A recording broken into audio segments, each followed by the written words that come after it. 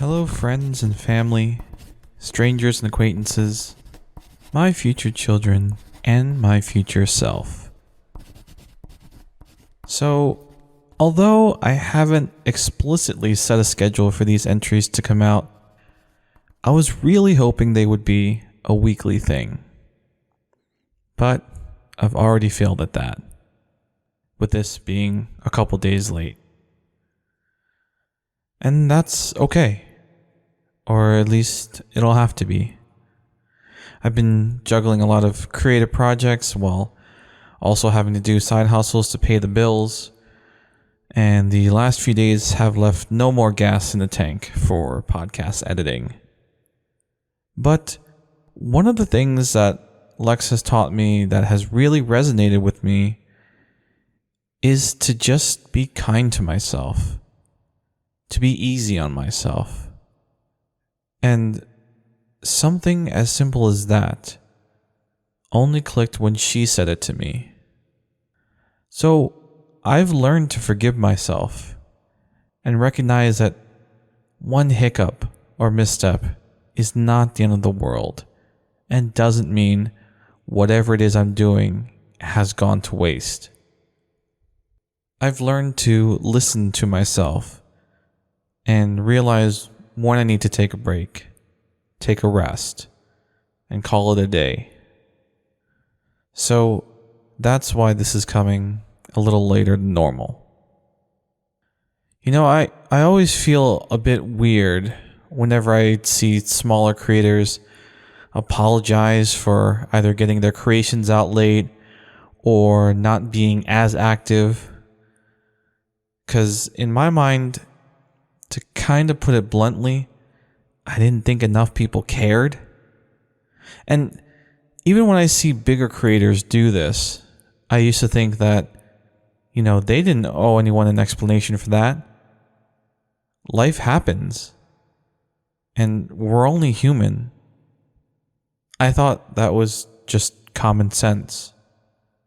But being on this side now, I can't help but feel inclined to take accountability in this way, even if it's a little unnecessary.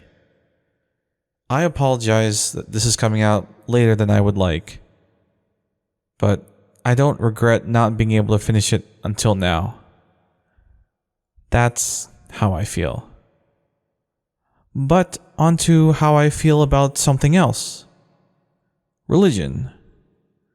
Lex and I dive into our religious backgrounds and our version of a Rhett-and-Link-style religious deconstruction.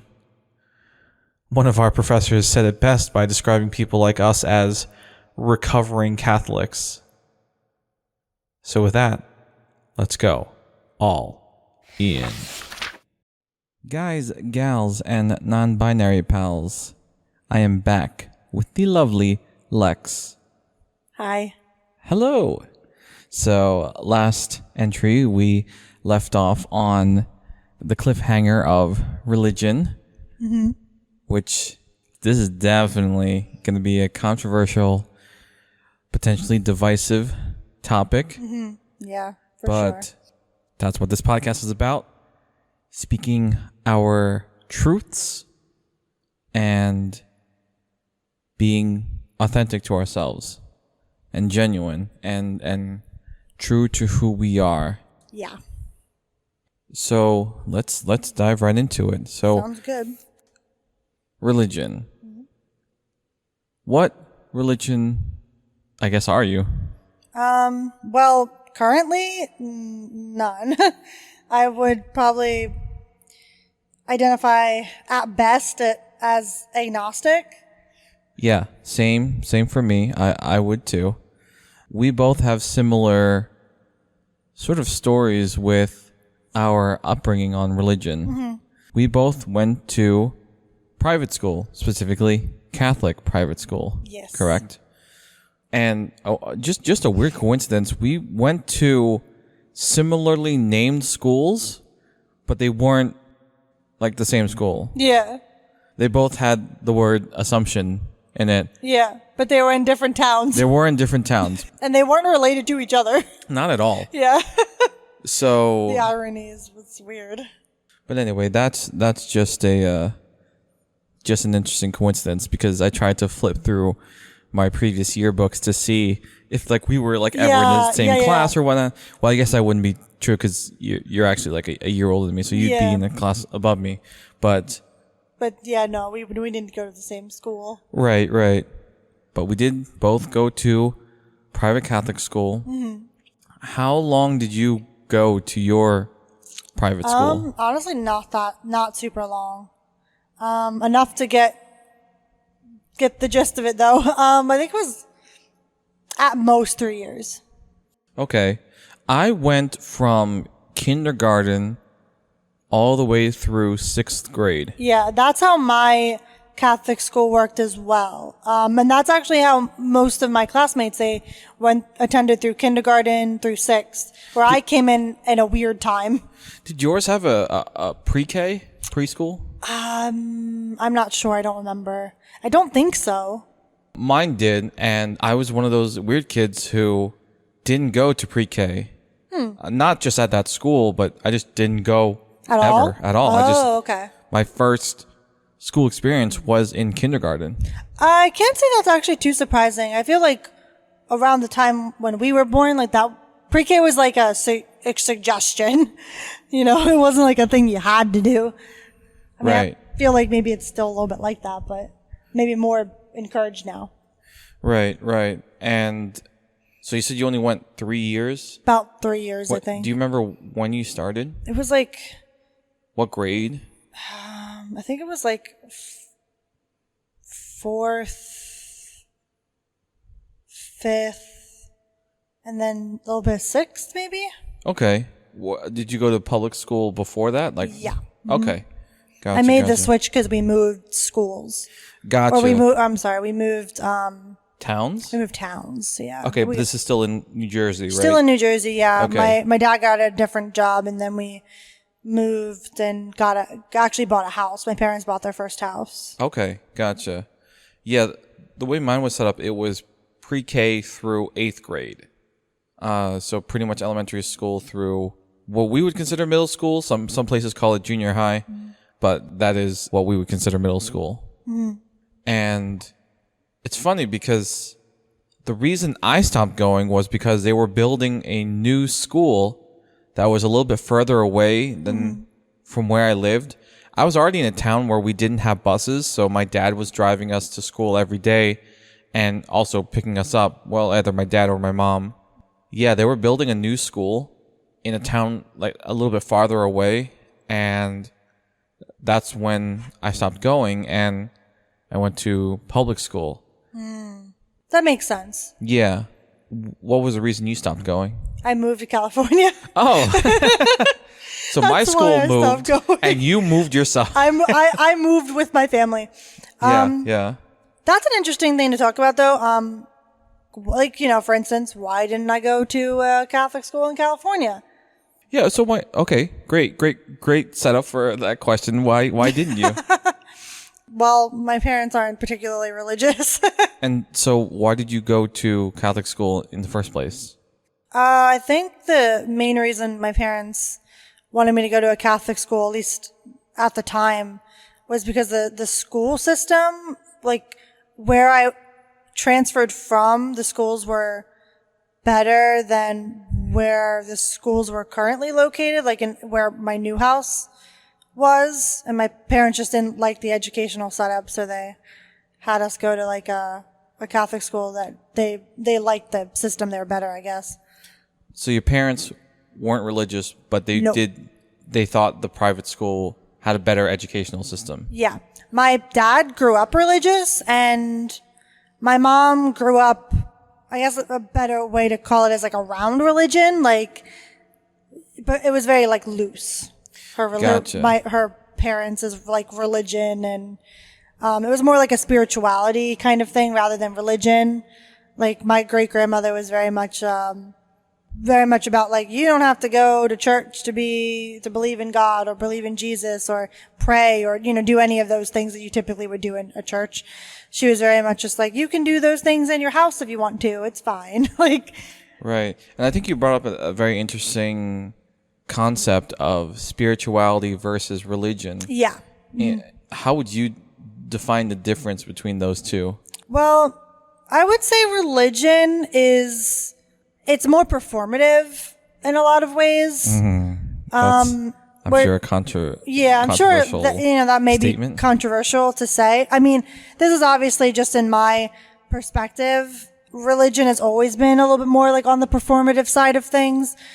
I do agree with that, but go ahead and continue. Yeah, and I guess the difference between that is like spirituality is geared in a more like personal kind of way. Like it's more of your like inner self and your personal relationship with whatever deity or essence or whatever, like whatever you believe in. Yeah, whatever you believe in. Yeah. Like it's a very interpersonal kind of relationship, like with you and whatever you believe in kind of is. Where religion is, I guess, more, it expects more of you. I get it. The sort of showing up to your place of worship and, demonstrating Your fidelity. you worshiping your fidelity. in front of others. Yeah. And what you think of is in front of a sacred place. Yeah. And a good example of that is, I mean, I'm not going to speak on other religions besides like Catholicism because I really don't know much about, or at least not enough to actually talk about it. Like baptism or like confirmation. Like your parents are performing that for you oftentimes as a child without your consent. Right. And it's, that's performative for the whole congregation, just like a confirmation is Right, performative, right. where it's like you're supposed to be celebrating being like confirming not only your religion, but that you're coming into your adulthood, that kind of thing. And it's like, why do you need all these steps, to just have a relationship with whatever you believe in? Right, right. How would you define those things? Spirituality versus Religion. Yeah. I think you kind of nailed it on the head. Spirituality is, I think, what you truly believe in, and it's a much more of an interpersonal thing versus religion seems to be something that's publicly displayed, perhaps performed. I do agree with that a lot of the reason why I felt like religion was never really my thing was because I always felt that it was very performative and like I didn't feel like I was actually worshiping. I just felt like I was doing it for show. Yeah.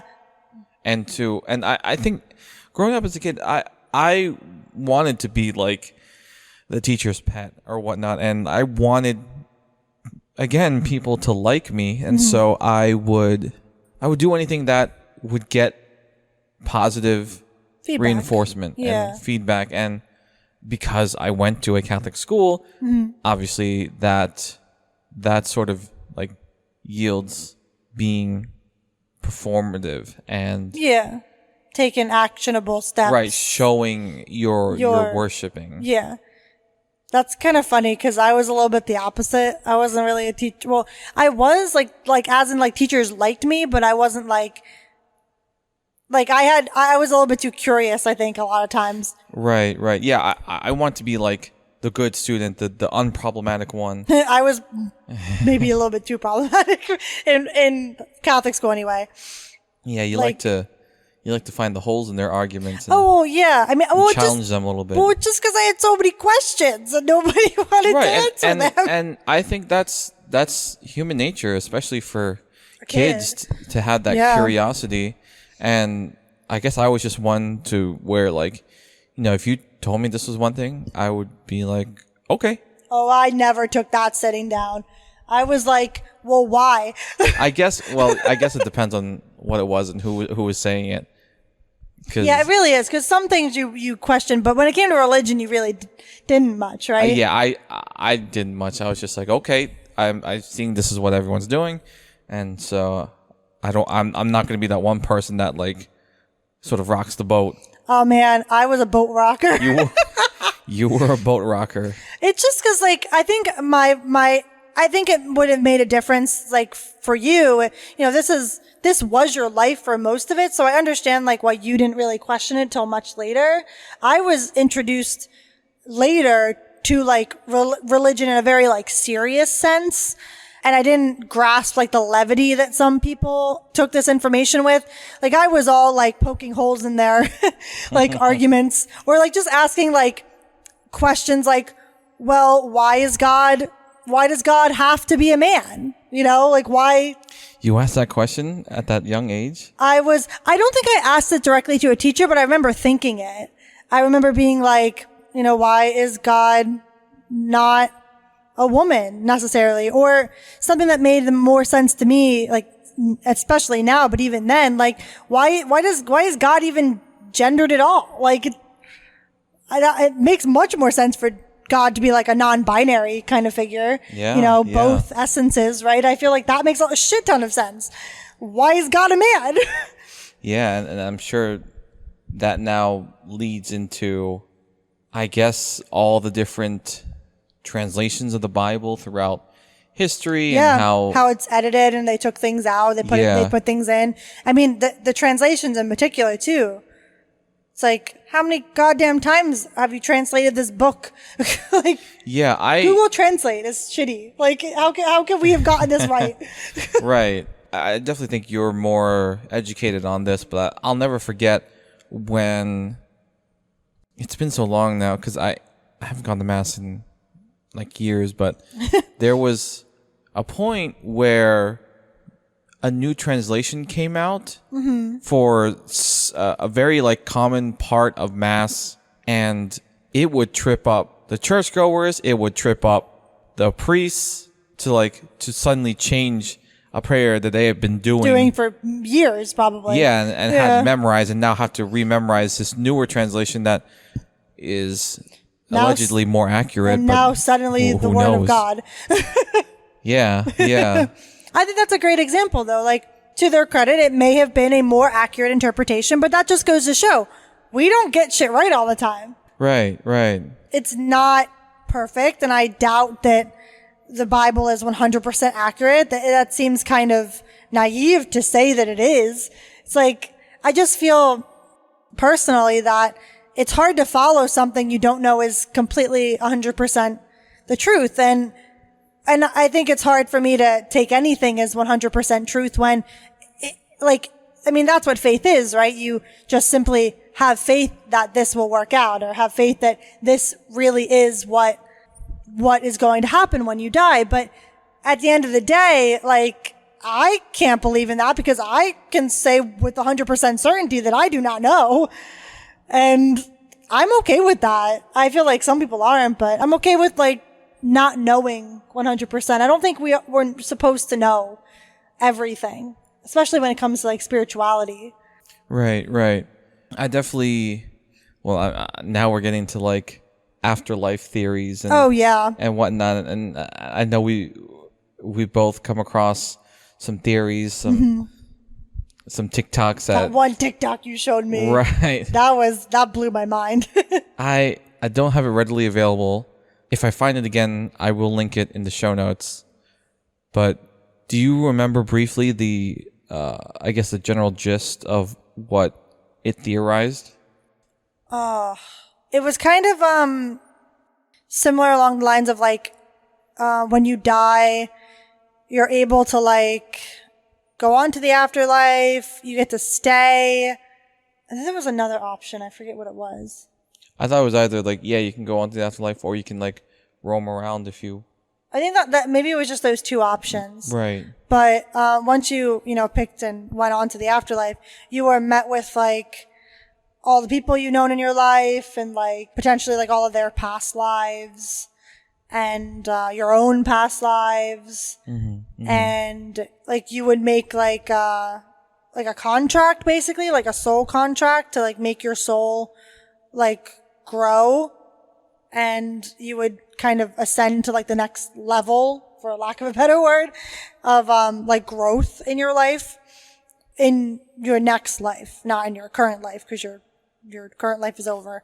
I do remember there was a part where you would meet up with, like, your soul like partners, and you would agree to Yes, like meet up at a certain point in your next life or whatnot. Yeah. And it's kind of a similar concept of like soulmates, but not necessarily just not romantic 100% Yeah, it of could the just time. be Could just be like people that you're supposed to be in your life consistently, like throughout time. right. Yeah. I think the sort of theories we tend to gravitate towards are centered around like reincarnation. Yeah, I would agree with that. I've always believed reincarnation made a lot of sense. Yeah, because well, from a scientific standpoint, what is the law that like matter cannot be created, mass or matter cannot be created nor destroyed? Oh, yeah. One of those. One of those. And so, I mean, I believe that with like life as well. Like, you know, when one life dies, like another one is born. You just kind of regenerate. And that, yeah, and I don't think, And past lives. right. I don't think, yeah, like human life is any different, is an exception to that. Yeah, I would agree with that. I think that to me makes it, I guess, more digestible and also more like neutral in a lot of ways. There's not like this very specific storyline that's happened, you know, and it's just very like, oh, like you just get recycled essentially. Right. And because, you know, a lot of religions, like their storylines get so specific down to like the people, you know, and the places and everything. And you're just like, at the end of the day, a lot of these are just stories with hopefully a moral. Yeah, and some of the theories I like involve the idea that we are all connected, like literally like I am you and you are me, and I'm also our neighbor, the cashier that rung us up, like we're all the same life. And there was I forget the name of the other theory I heard, but it basically is like we're all in different parts of our lives and like trying to Come back together. well, I was gonna say become smarter and like realize more up to the point where we become God. That's interesting. That's an interesting theory too. Yeah. That's kind of fascinating. I mean, at the end of the day, like you can't really know. And I mean, everybody will have a say about what they believe in, whatever. But another TikTok trend that I am obsessed with is definitely like children, or really anybody, but particularly children that go to their parents or whoever with like a past life experience. Yes. Those I think are crazy. Because I kind of have a story of my own, but it's not really mine. Like, I mean, it's mine, but like I don't remember You've only it. heard it. I've only heard it secondhand. Yeah. Through my mom. Yeah. Why don't you tell us that story? My grandmother, my mom's mom, died of breast cancer. She died, you know, rather young and before my mom had me and got married and all of that. And my great grandmother and my grandfather both thought that like I was the reincarnation of like my grandmother.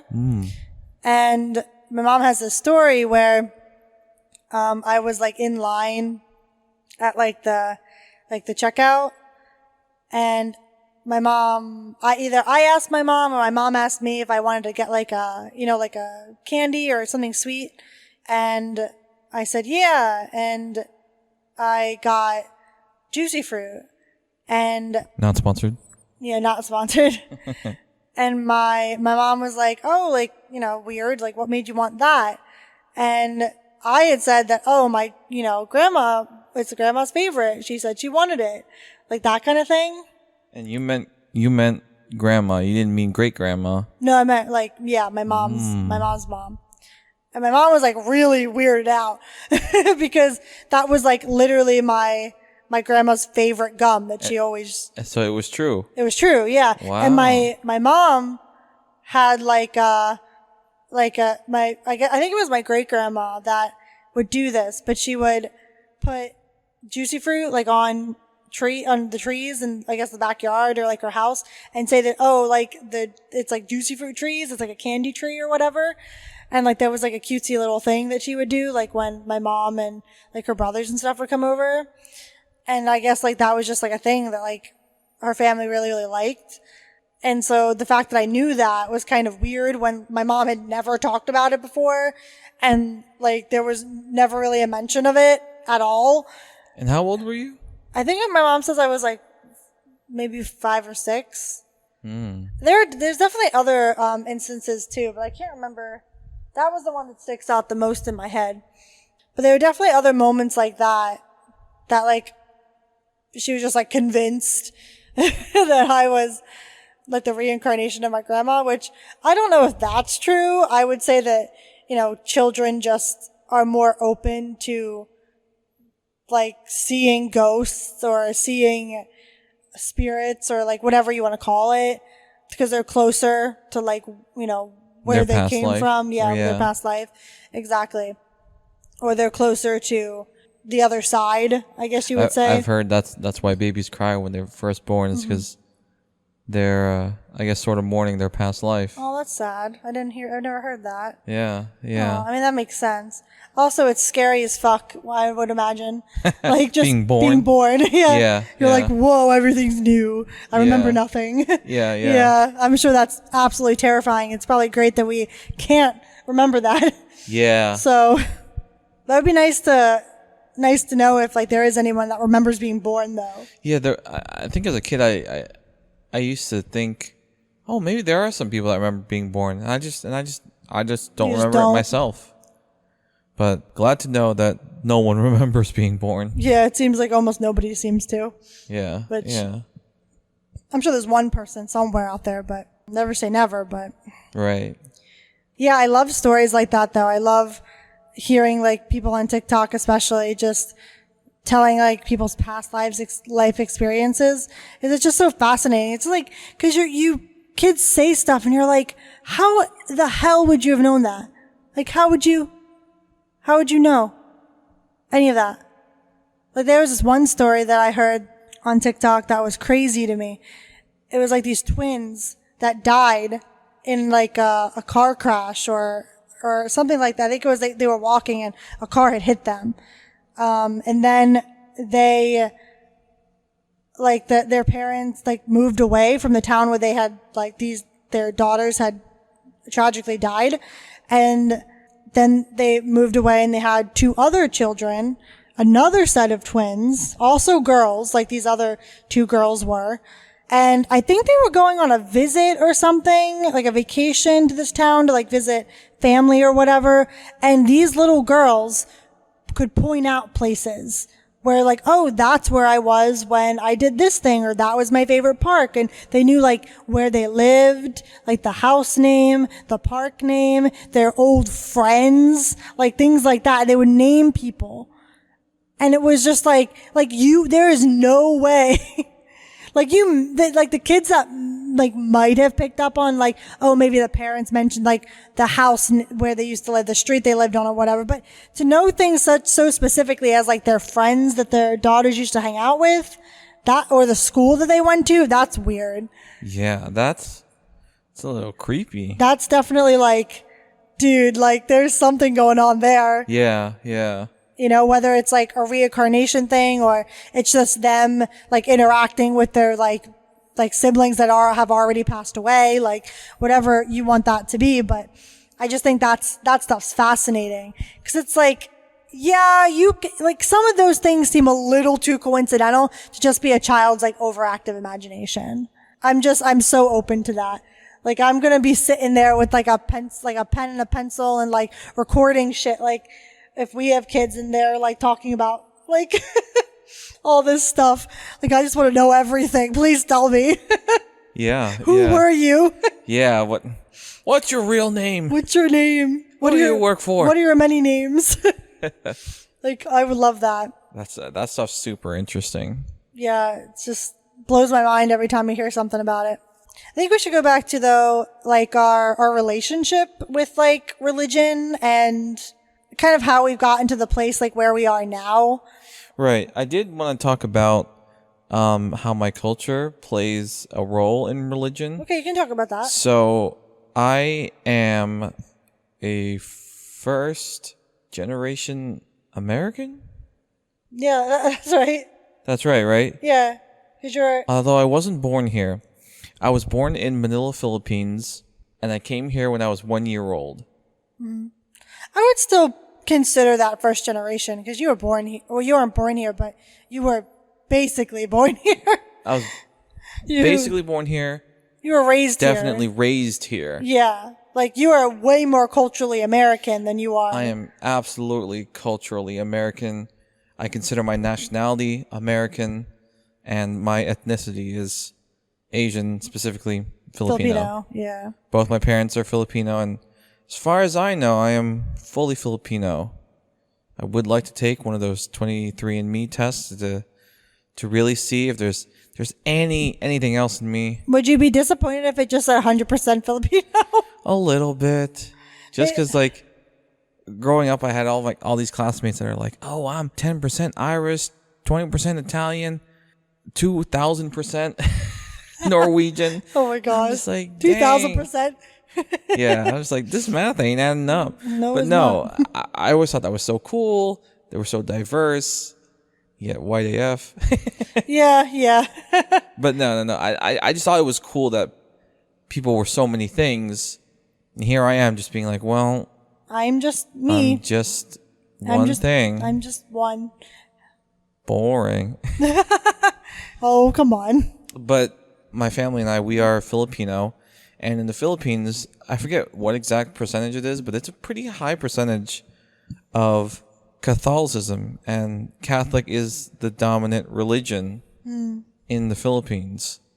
And so both my parents are, I would say, religious, because they definitely are the people who go to church every Sunday or try to go to church every Sunday. They are baptized, got married in a Catholic church, and so it makes sense that they would raise me as a Catholic. I was baptized. I was sent to Catholic private school. You were confirmed and everything, right? Right.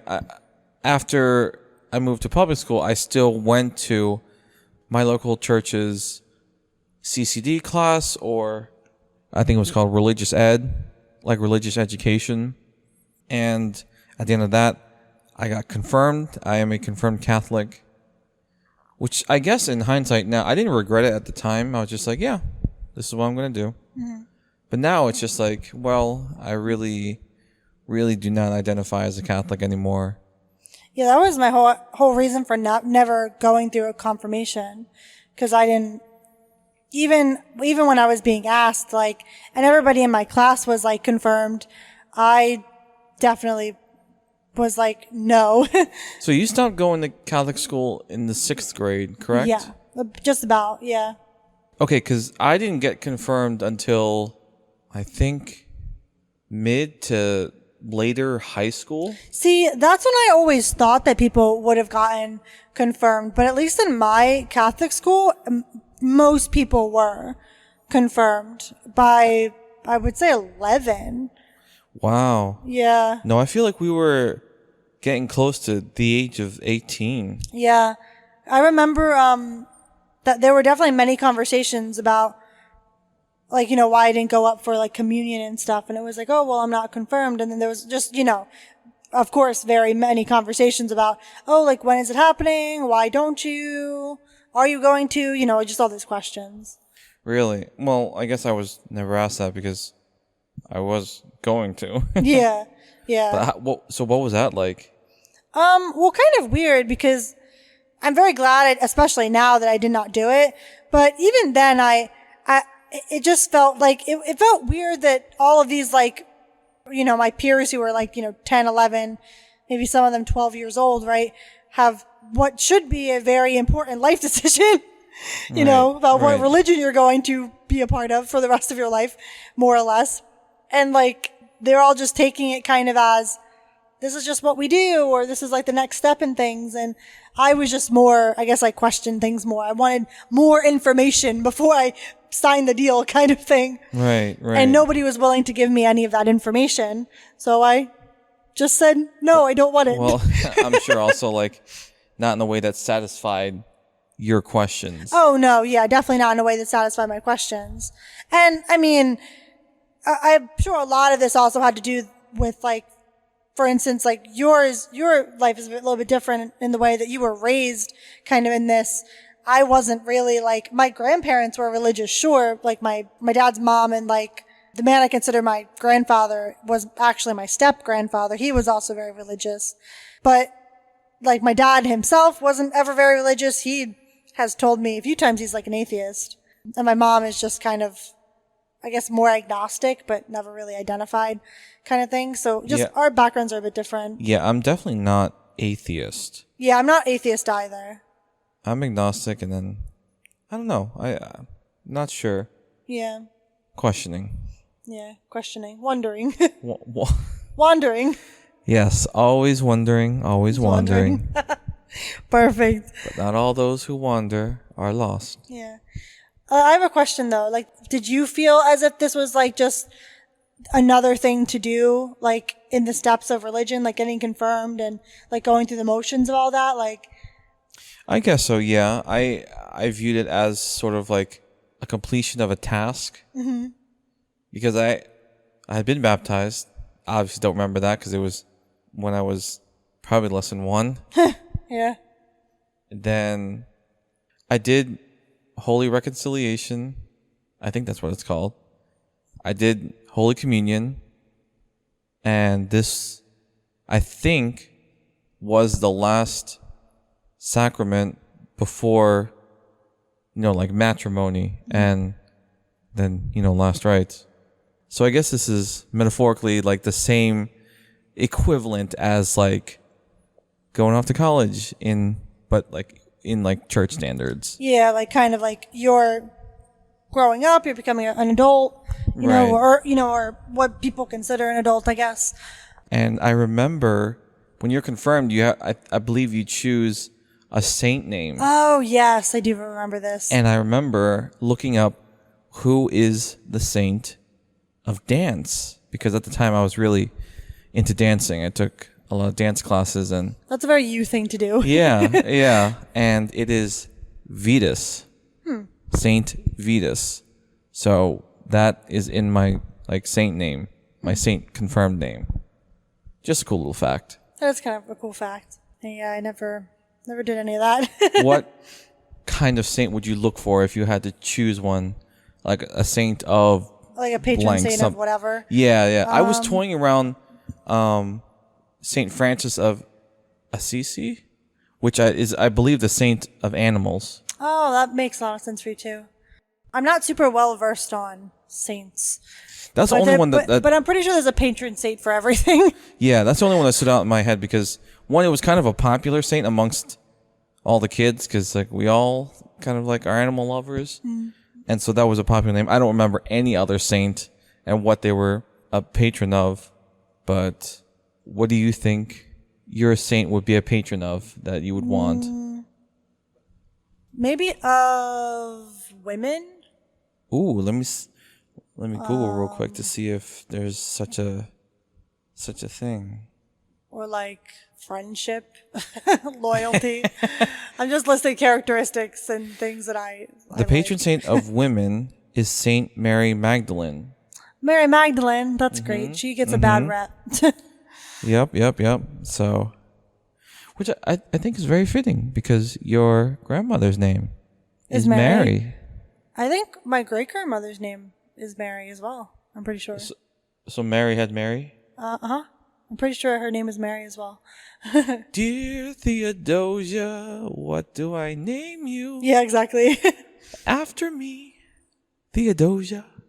I mean, I already find that weird when men name their sons after them. So they're there's John the First, John the Second, John the Third. I get that from one. It's a family thing, it's a tradition and whatever. But yeah, but I find it even stranger when women do it too. Yeah, and it's weird when women do it, just because, not because of the naming thing's weird, because it could be a family name, whatever, that's fine. But men typically go by say Junior or whatever, right? Whereas you don't ever hear that for a woman, no. Really at all, which is very strange that there's that difference. Yeah. But yeah, I never gave my patron saint name. any of that, like any sort of thought, because I didn't even get past the thing of like, oh yeah, I'm going to do this. I was like, nah. Like my parents weren't ever the type to go to church. Like we went to church when somebody got married and when somebody died, and that was about it. Yeah. That was the level of church going my parents subscribed to. So very different from your family. Did you ever go to church on like Christmas? I cannot remember a single time unless it was with my grandmother. Yeah. Sometimes she would drag me to church like with her. That, if anything, was the most I ever look forward to going to church. Yeah, Christmas. And it's simply because, well, let me backtrack. We would go to church on Christmas at the midnight mass. That actually seems like it'd be fun. Yeah, so as kids, first of all, we're usually not allowed to stay up that late. So just to be able to stay up that late was kind of cool, kind of fun. And also, when we came back, that's usually when Santa would come and bring the presents. And it always blew my mind. I was just like, wow, right at the strike of midnight, he probably came and delivered those presents. I love that because that's very like magical for your parents to do that. It was. It really aided me in believing the magic of Santa. Oh yeah, like that's really wholesome. Wow. Like that's really, really sweet, and like a lot of effort on your parents' part. I'm sure in hindsight they would load us into the car first. Yeah, and then they would do all the stuff. And then they would do that, and then they would come in last. And but like that's an adult thinking that. Yeah. As kids, we're too hyped up on what is Santa gonna bring. Exactly. Is it gonna be exactly what I want? For me to even think that like, hey, where's Mom right now? Yeah. What's she doing? What's she taking so long to get to the car? Exactly. But yeah, that was one mass I definitely look forward to. And I think it's funny because I remember hearing like one of the priests, or I think it was the deacon, joked about how it's usually very packed on Christmas masses. Yeah, it makes sense. And I think he said at the end of the mass, he was like, I'm sorry if it's a little crowded right now and you couldn't find a seat. I promise if you come back next week, there'll be enough seats. A little self-aware joke right there. Some people come and go. Yeah, some people only come on Christmas or Easter. Yeah, which I mean, honestly, do it how you do it kind of thing. Yeah. I think that's perfectly fine. And if you think that that's what you need to do or how you need to worship or whatever, like, I don't think you should have to go any particular place.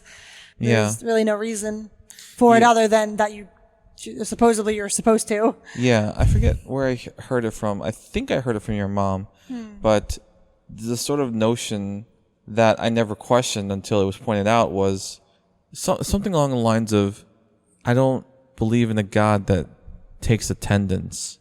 Oh yeah, that's something my mom would say. Also, something that I'm pretty sure her grandmother said, my great grandmother. Again, before I met you, I was one of those people that would like go to church, and even like a little bit into my adult years, where I could like drive myself. Even if I was alone going to church, I would still do it. Just because that was just a thing to do, go to church every Sunday. Or sometimes there would be Saturday night masses too. That was acceptable too. And if I missed one, I would have to go to confession and confess that I had missed. And who was enforcing this? Like your parents? My parents, yeah. Ah, okay. And until I did that, I couldn't receive like Holy Communion. Like I couldn't go up in the line of the procession to receive communion. Which, I mean, makes sense, I guess. I don't necessarily agree with that. I mean, like the attendance thing, I totally agree with. I guess it's a little bit like Bo Burnham-esque to say this, but there's this one line where Bo Burnham's like, I created the whole goddamn universe. Like, why would I draw the line at the deli aisle? Yeah. It was in context of like, do you think I care about you eating pork? Yeah, or something exactly. like that. I created the whole universe. Why would I draw the line at the deli aisle? Yeah. Yeah, and it's we like... love Bo Burnham. Yeah, Bo Burnham's great. But that song kind of resonates. Like, him saying that resonates. Because it's like, yeah, like, all of these things seem kind of arbitrary. and like also nobody really knows like what's the facts.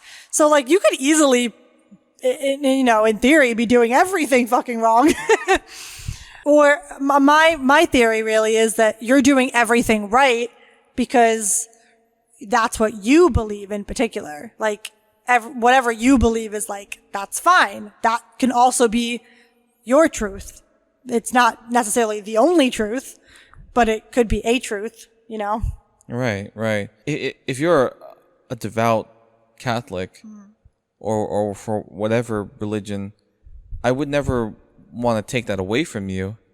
It's just you have to understand that like your values, your beliefs, not everyone's going to share them, and I don't think it's right that you should make someone become aligned to your specific values and beliefs. Because you're now taking that freedom away from them to believe in whatever they want to believe in. Exactly. Like, and if someone organically like comes to like Christianity or Catholicism, I think that's perfectly fine. But for someone to, say that, this is a great example. Like, I remember I was like, I had to have been like pretty young, maybe like 8 or 9. I don't remember exactly, but some Jehovah's Witnesses were coming around kind of like as they do to like the neighborhood and knocked on my parents' door, and my mom answered, and my mom, being kind of like she's a kind person, also, interested in that kind of stuff, was like, oh, let's have a conversation about, religion and whatever. And, after having this whole conversation with these women, that was relatively good. Like These were women Jehovah's Witnesses? I think they were women. Yeah, okay. I'm pretty sure. And, my mom and my grandmother's ashes, like we had like a window up front, and that's where she kept them. And I guess I saw that like in the window or whatever. And I don't remember the exact like phrasing. I just remember that the Jehovah's Witnesses said to my mom that, oh, your like mom's in hell for blah, blah, blah, like whatever reason. And I was like, and I just remember my mom retelling that. And I also remember my mom being really sad about it. Yeah, I don't understand why they would say that. Right. Like, why did they think that was something that she wanted to hear or like would get her on their side? Or? Right. Yeah. Like maybe it was to like save your mother's soul, like you can join us kind of thing. But that was like totally wrong. Super manipulative. That's the only way I can think about like to think that would have made sense in their head. Up. Yeah, it's fucked up. But like that's the only thing that makes sense to me, because for that to be like, I mean, I obviously could be getting some of the details wrong, but I do remember that is what they said, because my mom has told me that multiple times. But even so, very weird that they would say that. And I just don't get it. Like, and obviously not every person who's religious is like hateful or like wants to, spread hate. But I feel like, I don't know, like in that instance, especially, it's like read the fucking room, like they had, no context, right? Like when did her mother die? Like you have no idea. Like it could have been the day before. Like, yeah. They had no idea. Like this person's like, soul, like they had no idea who this person was, and yeah, you have no idea. You have made such a bold, like unsolicited statement for no other reason than to perhaps persuade my mom to like join their cult. Or, I was gonna say like coalition or like congregation or whatever, but yeah, I guess that works too. I feel like. I know, and you feel similarly, that we have like a very mixed bag when it comes to like religion. Like you can kind of believe whatever you want, but it's done a lot of more negative for me personally, I would say, than it did good. Right. Going back to the idea of not forcing your religious beliefs, down someone's throat. Mm-hmm. Part of the reason growing up that I felt that religion was a bit performative was because all the kids I went to Catholic school with, we seemed to be on the same like unspoken page, in the sense where like, yeah, we're good little Catholic kids. we're praying, we're doing our religious things, but I never really saw any of them be like super devout in the Catholic faith. And funny enough, it wasn't until I went to public school and I met someone who was my age, who was pretty devout. And I remember when I met this person, I almost thought that like that wasn't real, like that was fake, because I had seen it kind of faked amongst all of my other that was Catholic your school experience. friends. So to see someone actually like this devout and it wasn't performative, I was like, oh, that's new. And for a little bit, it had me questioning, should I be more like this person or not? Kind of questioning where you stood. They were definitely, this person was definitely someone who you're either all in or you're not in at all. It's like, you can't have just step like in or out. one foot in, 1 foot out. It's all or nothing. And me being a people pleaser, every time I was around him, I wanted to put on my best, I guess, Catholic face. Yeah. But, it got to a point where like he definitely outdid me, and like I just couldn't keep up. I couldn't keep up, and it wasn't something that was truly me. It wasn't genuine. And so if you would ask me, if the topic got to that point of asking, am I truly a Christian or not, I would flat out tell him, I guess I'm not to your standards. And that may have been like the beginnings of questioning like religion and how much I really believe. And then I really attribute it to meeting you, to me being like, all right, I'm out the door. Yeah. I also think that, going along the lines of what you said, that people being, I guess, different, like saying that they are religious and then acting out differently. Like, for a good example would be like, when I was in Catholic school, that's the very first time I ever experienced any kind of homophobia. And that was before I even came out, before I even realized I was queer, before any of that, really. But it was the first time that someone assumed I was queer and then made fun of me for it. And my best friend at the time, actually. Here's a little bit of a funny difference. I didn't realize that homophobia, I guess, was a big part of the like Catholic Church and like I guess just Christianity kind of in general, because I always had the notion, because I do remember like a song that we would sing in church is like, all are welcome, and so I really thought that we were a very inclusive group of people. Yeah, and it could be that your particular church was. Well, I just went to a normal Catholic school. I didn't go to one of those, kind of like hipper Catholic churches. Gotcha. Or just hipper churches in general, where that's very much a progressive thing. It was very, it's just normal Catholic school / church. And so I remember hearing like, oh, some churches are against gay people. Well, I guess I'm glad I'm Catholic because here everyone's welcome. And I quickly find out that's not the case. Not exactly the truth. Yeah, that's not the case. And I mean, there are some churches who are very welcoming, and I think that's some very super wonderful, but very progressive churches. That's unfortunately not the case for a lot of churches. Right. Certainly not in my experience. Right. I think that that's very interesting, that some of the worst people I've met, honestly, do like some of the shittiest things, but claim to be like a man or woman or a person of God, Right. And I think that that's just like the hypocrisy of that, I think, is ridiculous. It's like, it's one thing to be a shitty person. It's another thing to claim you're doing it in God's name, right? Yeah. And you're like, I don't know if I want to be a part of that, of the hypocrisy of all that. Yeah, definitely not. And like, and I'm sure there are wonderful people who are religious, and I have definitely met those types of people too, who are wonderful people and they are religious. Just because I don't agree with them doesn't mean like I don't, I can't be kind to them or try to understand their perspective. Right. But I've also seen the opposite be true. Some awful people like kind of hide behind religion to justify their actions. And I guess let's end on the sentiment I spoke on last time, and how you do not need religion to be a morally good person. Yeah, definitely not. No.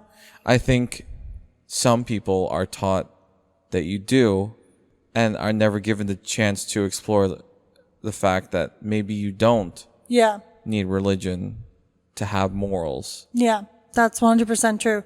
Morality doesn't equate to like a need of religion to establish that morality or to, even inform that morality at all.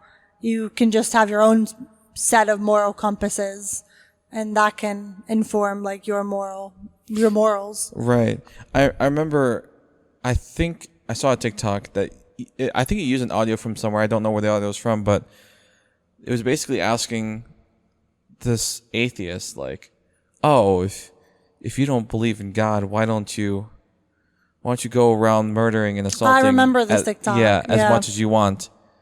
And he was like, I do. And she was like, what?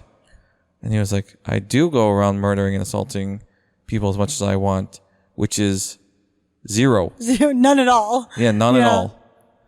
And and then I think she tried to counter with, well, if you don't believe in God, then what's the point of life? Why don't you just end it? And he was like, well, aren't you like not supposed to commit suicide though? Right. Yeah, that's one thing. And his kind of argument was like, well, imagine you're watching a movie that you really like, and maybe there's an actor or actress that you really like in it.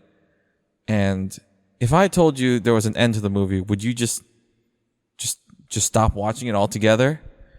And then the person was like, no, because you can always rewatch it. And then the person was like, well, I think that's the beautiful part of life, is that you can't. So no reason to end it. And yeah.